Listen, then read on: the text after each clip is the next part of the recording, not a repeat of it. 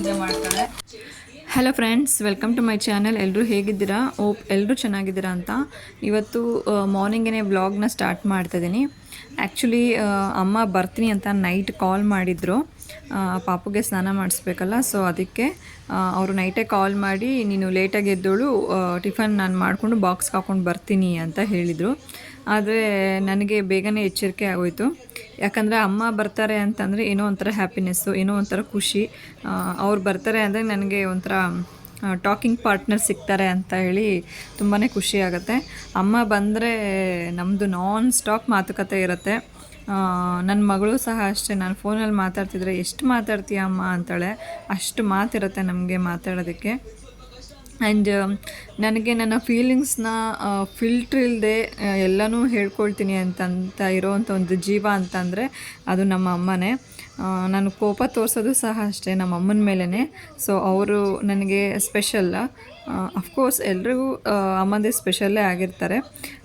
So ಅವ್ರನ್ನ ಮೊದಲನೇ ಸರಿ ತೋರಿಸೋಣ ಅಂತ ಹೇಳಿ ಅವರ ಎಂಟ್ರಿನ ನಾನು ವೀಡಿಯೋ ಮಾಡ್ಕೊಳ್ಬೇಕು ಅಂತ ಅಂದ್ಕೊಂಡಿದ್ದೆ. ಬಟ್ ನಾನು ಬಟ್ಟೆ ಒಣಗಾಕೋಕ್ಕೆ ಟೆರೆಸ್ ಮೇಲೆ ಹೋಗಿದ್ರೆ ಅಷ್ಟು ಬೇಗ ಬಂದು ಅವರು ಮಗುನ ಎತ್ಕೊಂಡು ಬಿಟ್ಟಿದ್ರು. ಸರಿ ಇರಲಿ ಬಿಡು ಅಂತ ಹೇಳಿಬಿಟ್ಟು ಸುಮ್ಮನಾದೆ.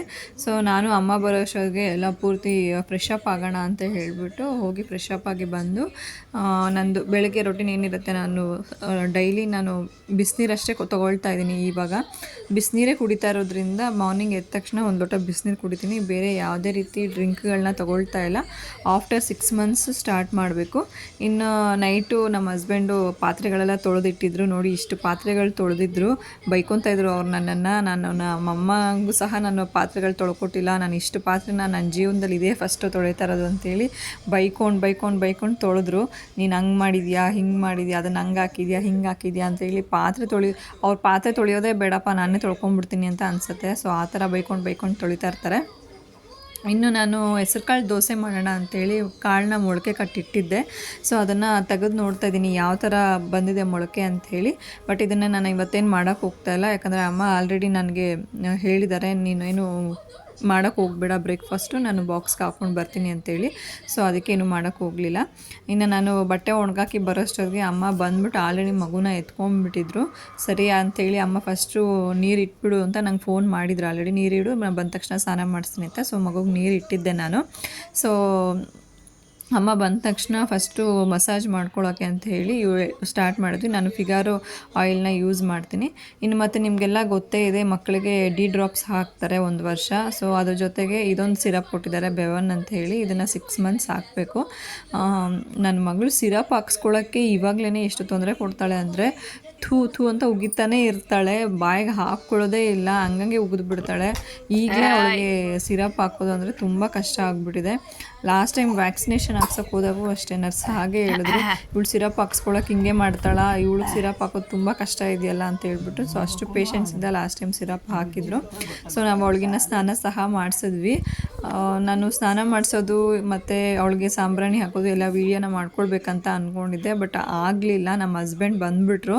ನಮ್ಮ ಹಸ್ಬೆಂಡ್ಗೆ ನಾನು ಈ ಥರ ವೀಡಿಯೋ ಮಾಡ್ತಾಯಿದ್ದೀನಿ, ಯೂಟ್ಯೂಬಲ್ಲಿ ಅಪ್ಲೋಡ್ ಮಾಡಿದ್ದೀನಿ, ಯೂಟ್ಯೂಬ್ ಚಾನಲ್ ಓಪನ್ ಮಾಡಿದ್ದೀನಿ ಅಂತ ಎಲ್ಲ ಏನೂ ಗೊತ್ತಿಲ್ಲ. ಈವನ್ ನಮ್ಮ ತಾಯಿಗೂ ಸಹ ಗೊತ್ತಿಲ್ಲ. ಅವರು ಏನಕ್ಕೆ ಇವಳು ವೀಡಿಯೋ ಮಾಡ್ಕೊಳ್ತಾ ಇದ್ದಾಳೆ ಅನ್ನೋ ರೀತಿ ನೋಡ್ತಾಯಿದ್ರು. ಸೊ ನಾನು ಅದಕ್ಕೆ ಯಾವ ವೀಡಿಯೋನೂ ಮಾಡ್ಕೊಳಕ್ಕಾಗಲಿಲ್ಲ, ಸಾರಿ. ಆ್ಯಕ್ಚುಲಿ ನಾನು ಪ್ಲ್ಯಾನ್ ಇದ್ದಿದ್ದೆ ಅದು, ಅವಳಿಗೆ ಸಾಂಬ್ರಾಣಿ ಹಾಕೋದು ಮತ್ತು ನಮಗೆ ಬಾಣಂತನ ಯಾವ ರೀತಿ ಮಾಡ್ತಾರೆ ಅದನ್ನೆಲ್ಲ ನಿಮಗೆ ತೋರಿಸ್ಬೇಕಾಗಿತ್ತು. ಬಟ್ ಆಗಲಿಲ್ಲ, ಏನೂ ಮಾಡೋಕ್ಕಾಗಲ್ಲ. ಇನ್ನು ಅಮ್ಮ ಬಂದರೆ ಅಂತೂ 1 ನಿಮಿಷ ಸಹ ಸುಮ್ಮನೆ ಇರಲ್ಲ.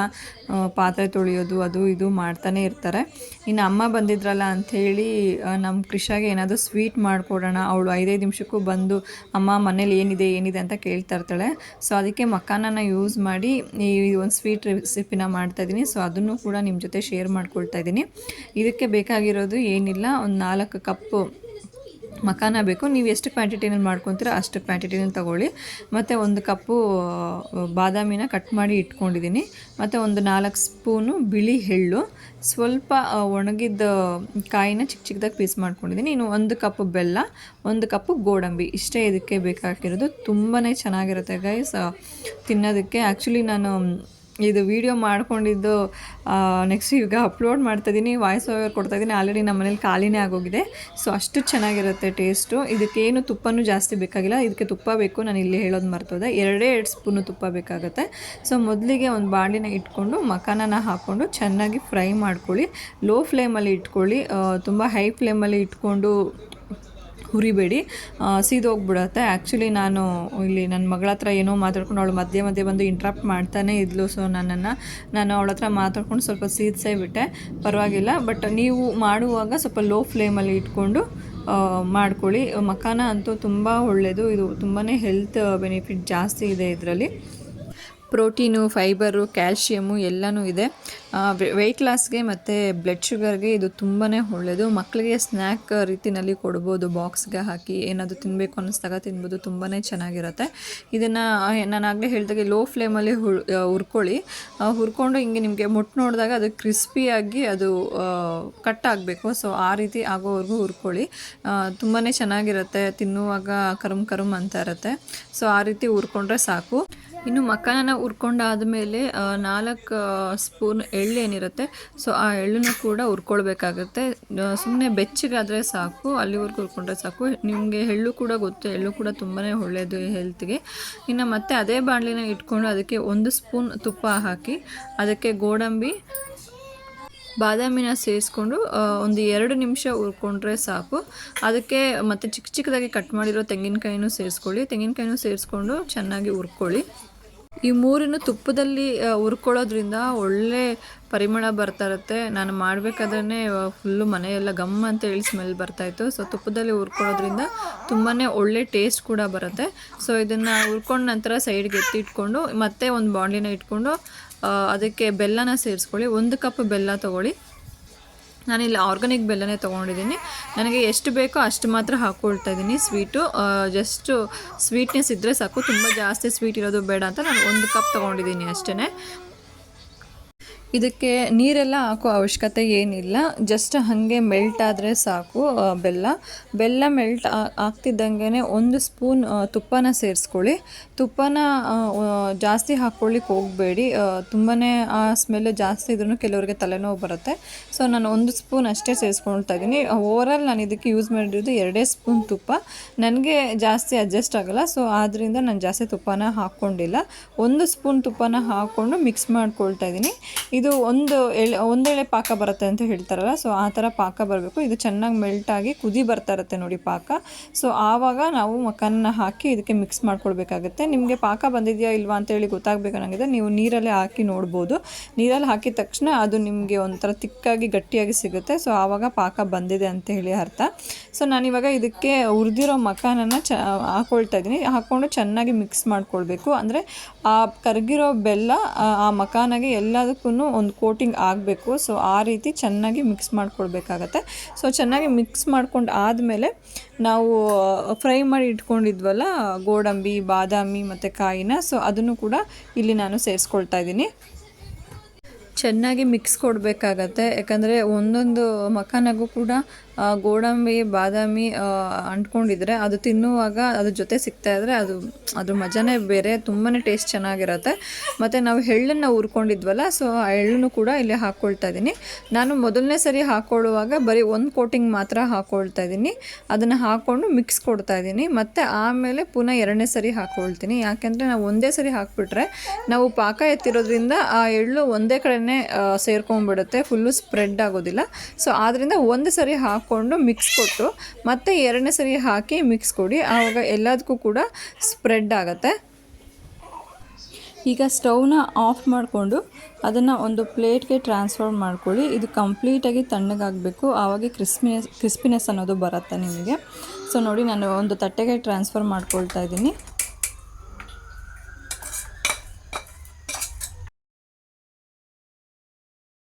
ನೋಡಿ, ಇದು ಕಂಪ್ಲೀಟಾಗಿ ತಣ್ಣಗಾಗಿದೆ. ತಣ್ಣಗಾದ್ಮೇಲೆ ಈ ಥರ ನೀವು ಒಂದೊಂದನ್ನೇ ಬಿಡಿಸ್ಕೊಂಡ್ಬಿಡ್ಬೋದು. ಬಿಡಿಸ್ಕೊಂಡು ಒಂದು ಏರ್ಟೈಟ್ ಬಾಕ್ಸಲ್ಲಿ ಹಾಕಿ ಇಟ್ಕೊಂಡ್ರೆ ನೀವು 1 ವಾರ ಬೇಕಾದರೂ ಇಟ್ಕೊಂಡು ತಿನ್ಬೋದು. ತುಂಬಾ ಚೆನ್ನಾಗಿರುತ್ತೆ. ಇದು ಕಂಪ್ಲೀಟಾಗಿ ತಣ್ಣಗಾದಷ್ಟು ಟೇಸ್ಟ್ ಚೆನ್ನಾಗಿರುತ್ತೆ ತಿನ್ನಲಿಕ್ಕೆ.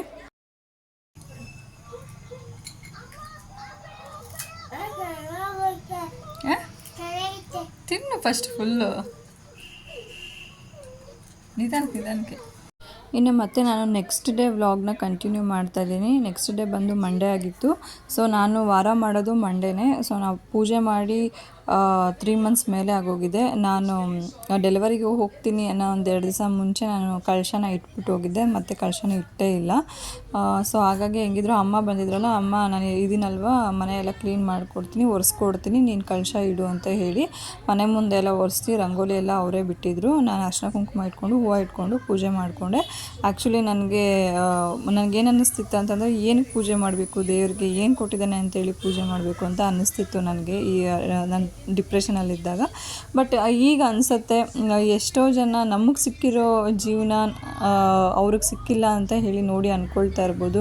ಇವ್ರಿಗೆ ಸಿಕ್ಕಿರೋ ಜೀವನ ನಮಗೆ ಸಿಕ್ಕಲಿಲ್ವೇ, ಎಷ್ಟೋ ಜನ ನಮಗೆ ಒಂದು ಮಗು ಆಗಲಿಲ್ವೇ ಅಂತ ಅಂದ್ಕೊಳ್ತಾ ಇರ್ಬೋದು. ಸೊ ನಾನು ಇವಾಗ ಆ ರೀತಿ ಯೋಚನೆ ಮಾಡ್ತೀನಿ. ಆವಾಗ ಡಿಪ್ರೆಷನಲ್ಲಿ ನಾನು ಪೂಜೆನೇ ಮಾಡಲ್ಲ ಕಣಮ್ಮ, ದೇವ್ರು ಇದ್ದಾನ ಹಾಗೆ ಹೀಗೆ ಅಂತ ಹೇಳಿದ್ದುಂಟು.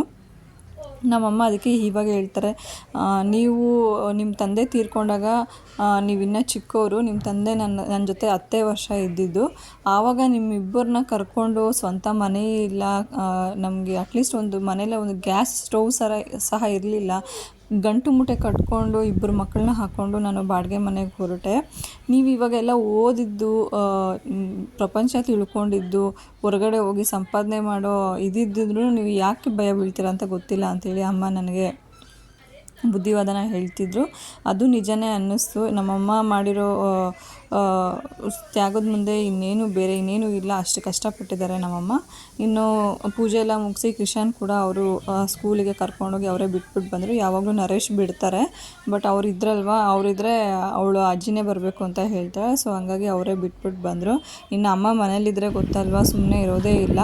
ಬಟ್ಟೆ ಯಾವುದಾದ್ರೂ ಇದ್ದರೆ ಹೇಳು, ಒಗೆದ್ಬಿಟ್ಟು ಹೋಗ್ತೀನಿ ಅಂತ ಹೇಳಿಬಿಟ್ಟು ನೆನೆಸ್ಕೊಂಡು ಬಟ್ಟೆನ ಒಗಿತಾಯಿದ್ರು.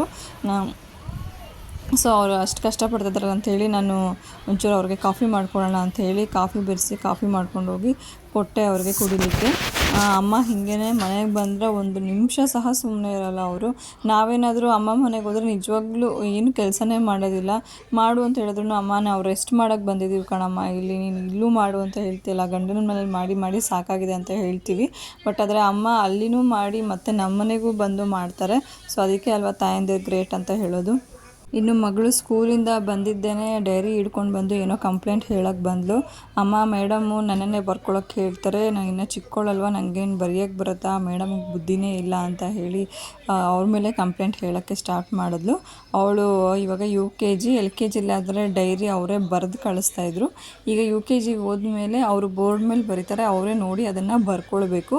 ಅವ್ರಿಗೆ ಅದು ಬರ್ಕೊಳ್ಳೋದು ಬರಲಿ ಅಂತೇಳಿ ಅವ್ರು ಆ ರೀತಿ ಮಾಡ್ತಾಯಿದ್ದಾರೆ. ಅದು ಅವಳಿಗೆ ಗೊತ್ತಿಲ್ಲ. ಸೊ ನನಗೆ ಬರಲ್ಲ ಕಣಮ್ಮ ಬರೆಯೋಕ್ಕೆ, ನಂಗೆ ಬರಲ್ಲ ಅಂತ ಗೊತ್ತಿದ್ರು ಮೇಡಮ್ ನನ್ನನ್ನೇ ಬರ್ಕೊ ಅಂತ ಹೇಳ್ತಾರೆ ಅಂತೇಳಿ ಅವಳು ಕಂಪ್ಲೇಂಟ್ ಮಾಡ್ತಿದ್ಲು ನನ್ನ ಹತ್ರ ಬಂದ್ಬಿಟ್ಟು.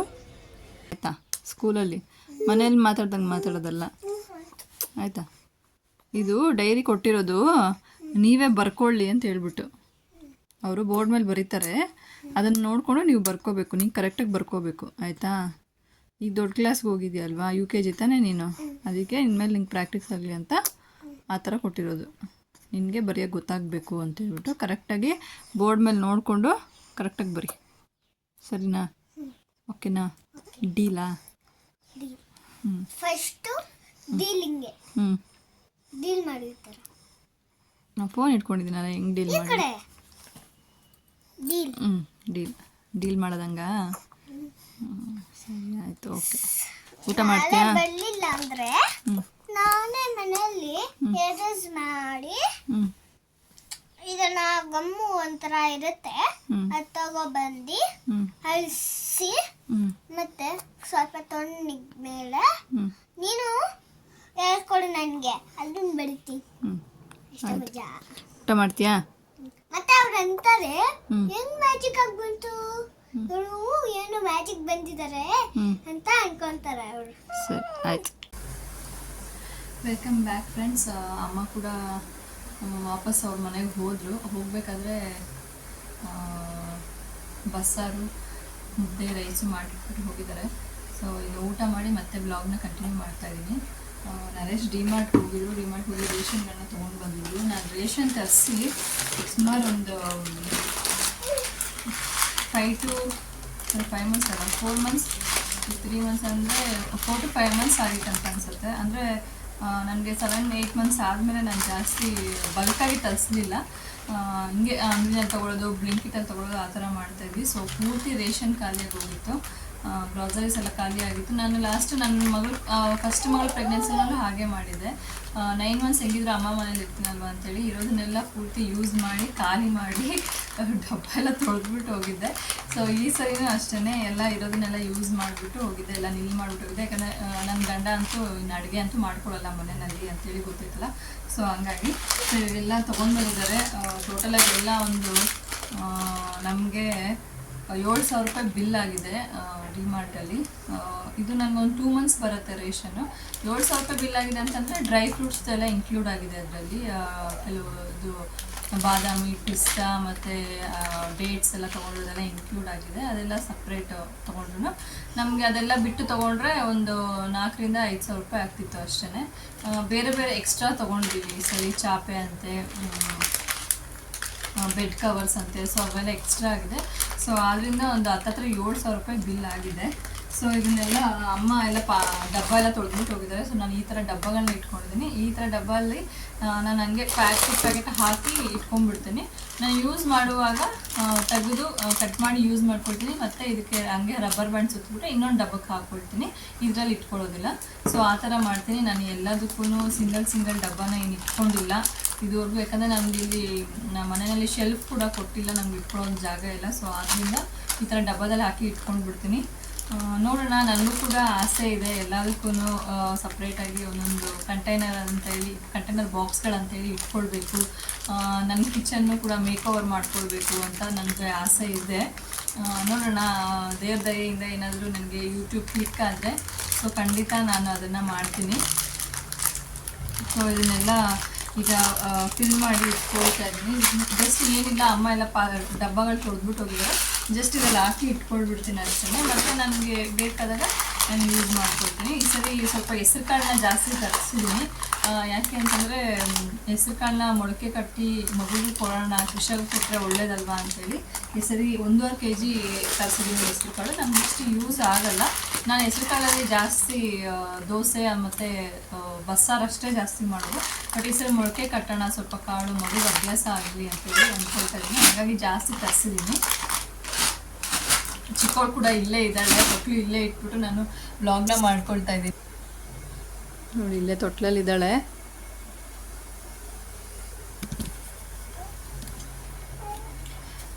ಅವಳು ಸ್ವಲ್ಪ ಡೇ ಹೊತ್ತು ಮಲಗೋದು ತುಂಬ ಕಡಿಮೆ. ಕೋಳಿ ನಿದ್ದೆ ಅಂತ ಹೇಳ್ತಾರಲ್ಲ, ಹಂಗೆ ಕೋಳಿ ನಿದ್ದೆ ಮಾಡ್ತಾಳೆ. 1 hour ತೊಟ್ಲನ್ನ ತೂಗಿಸಿ ಮಲಗಿಸ್ಬಿಟ್ಟು ಬಂದಿರ್ತೀನಿ. ಒಂದು 5-10 ನಿಮಿಷದಲ್ಲೇ ಎದ್ಬಿಡ್ತಾಳೆ. ಸೊ ಹಂಗೆ. ಬಟ್ ನೈಟ್ ಹೊತ್ತು ಮಾತ್ರ ಹೋಲ್ ನೈಟ್ ನಿದ್ದೆ ಮಾಡ್ತಾಳೆ. ನಾನೇ ಎಬ್ಬಿಸಿ ಮತ್ತು ಫೀಡ್ ಮಾಡ್ತೀನಿ. ಸೊ ಅವಳೆ ಅಂತ ಎದೋಳೋದಿಲ್ಲ. ಸೊ ಸ್ವಲ್ಪ ನಿದ್ದೆ ಪರವಾಗಿಲ್ಲ, ನಿದ್ದೆ ಚೆನ್ನಾಗಿ ಮಾಡ್ತಾಳೆ. ನನ್ನ ಫಸ್ಟ್ ಮಗಳಂತೂ ನಿದ್ದೆನಾಗೆ ಹಾರಿಬಲ್ ಅಂತಲೇ ಹೇಳ್ಬೋದು. ಸೊ ಇಷ್ಟೇ ಫ್ರೆಂಡ್ಸ್, ಇದಾಗಿತ್ತು ಇವತ್ತಿನ ವ್ಲಾಗ್. ಫ್ರೆಂಡ್ಸ್, ನಿಮ್ಗೆ ಇಷ್ಟ ಆಗಿದೆ ಅಂತ ಅಂದ್ಕೊಂಡಿದ್ದೀನಿ. ಇಷ್ಟ ಆಗಿದ್ದರೆ ದಯವಿಟ್ಟು ಲೈಕ್ ಮಾಡಿ, ಶೇರ್ ಮಾಡಿ. ಹಾಗೆ ಯಾರ್ಯಾರು ಈ ವಿಡಿಯೋನ ವಾಚ್ ಮಾಡ್ತಾ ಇದ್ದೀರಾ ದಯವಿಟ್ಟು ಸಬ್ಸ್ಕ್ರೈಬ್ ಮಾಡಿಕೊಂಡು ನೋಡಿ. ನೀವು ಮಾಡೋ ಒಂದು ಸಬ್ಸ್ಕ್ರೈಬು, ಒಂದು ಲೈಕ್, ಒಂದು ಕಮೆಂಟು ನನಗೆ ನೆಕ್ಸ್ಟ್ ವೀಡಿಯೋನ ಮಾಡೋದಕ್ಕೆ ತುಂಬಾ ಮೋಟಿವೇಶನ್ ಮಾಡುತ್ತೆ. ಸೊ ನಮಗೂ ಮಾಡಬೇಕು ಅಂತ ಅನಿಸುತ್ತೆ. ತುಂಬ ಆಸೆಪಟ್ಟು ನಾನು ಈ ಒಂದು ಯೂಟ್ಯೂಬ್ ಚಾನಲ್ನ ಓಪನ್ ಮಾಡಿದ್ದೀನಿ. ನನ್ನ ಕೈಯಲ್ಲಿ ಆದಷ್ಟು ಕೂಡ ನಾನು ಪ್ರಯತ್ನ ಪಡ್ತೀನಿ ಇದರಲ್ಲಿ ಸಕ್ಸಸ್ ಕಾಣಲಿಕ್ಕೆ. ನೋಡೋಣ, ನಿಮ್ಮದು ಸಪೋರ್ಟ್ ಕೂಡ ಬೇಕು. ದಯವಿಟ್ಟು ಸಪೋರ್ಟ್ ಮಾಡಿ, ಹಾಗೆ ಸಬ್ಸ್ಕ್ರೈಬ್ ಮಾಡ್ಕೊಳ್ಳಿ ಅಂತ ಹೇಳ್ತಾ ಈ ವಿಡಿಯೋನ ಇಲ್ಲಿಗೆ ಎಂಡ್ ಮಾಡ್ತಾ ಇದ್ದೀನಿ friends. Thank you so much. ಮತ್ತೆ ಸಿಗ್ತೀನಿ ಮುಂದಿನ ವ್ಲಾಗ್ ಜೊತೆ.